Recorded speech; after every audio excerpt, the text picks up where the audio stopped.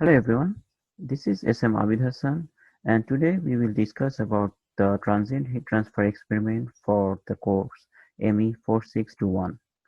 So let's start our presentation. At first we will discuss about the objectives. So in this experiment we need to basically coin some different objects with different shape and materials and measure the center line temperature as a function of time. Later, we need to do some theoretical prediction of centerline temperature, which is basically a simplified one-dimensional problem. Finally, we need to estimate the Biot number and the heat transfer coefficient H by using our experimental data. Next, we will discuss about what kind of measurement we need to do and our test specimen. So for measurements, basically we need to measure the transient center line and surface temperature of different shapes of objects and also the temperature of water bath.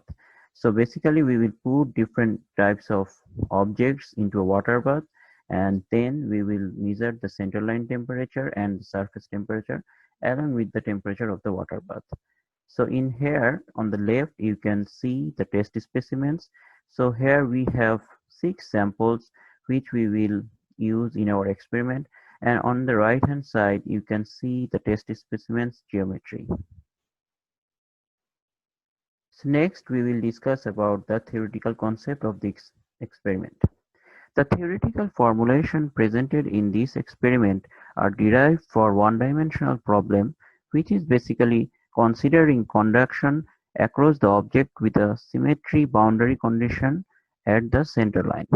To compare this center line temperature variation, you will take the coordinate to be 0 in these above equations for plane wall, cylinder, and sphere. Later, from the experimental data and Heisler chart, which is mentioned in the manual, you need to determine the Biot number. Using the Biot number and the data provided in the referred heat transfer textbook in your manual, determine the unknowns, which are lambda 1 and A1. However, a copy of required table of unknowns will be provided along with the experimental data. Next, we will discuss about the experimental setup. So here you can see we have a hot water bath, uh, this tank, and on top of it there is a port which is basically the specimen insertion port. Here on the left you can see the holder which will be connected to the specimens, and all the test specimens are these. So basically we need to connect this one of these test specimen with the holder and put it into the water bath, and this is the converter which will help us to increase the temperature of the water in the hot water bath.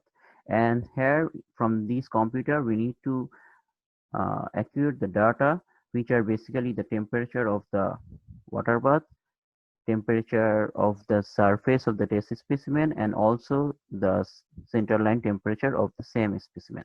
So basically we need to do, we need each time we need to use one of these test specimens, and we need to repeat the same process for rest of the samples.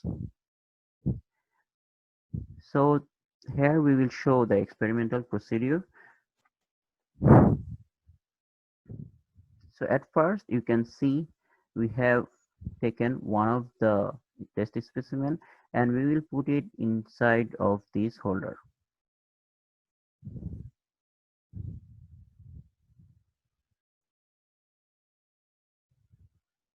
So once we put it, we need to lock it with this pin so that it can stay connected with the holder.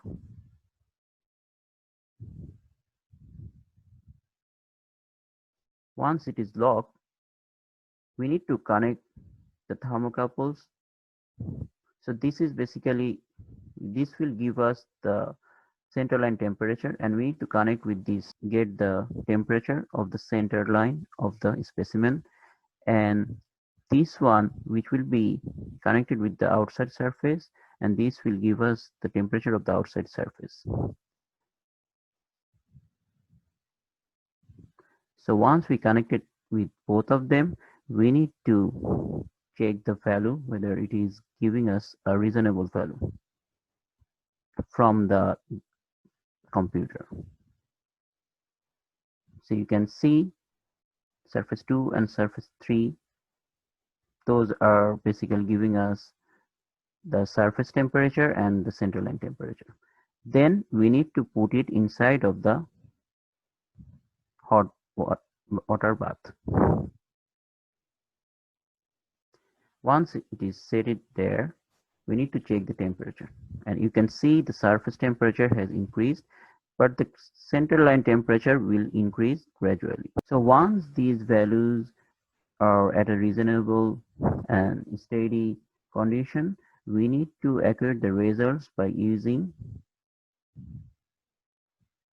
this software. So once we are done, then we will take out the sample and put another sample and repeat the same procedure for rest of the samples. Thank you.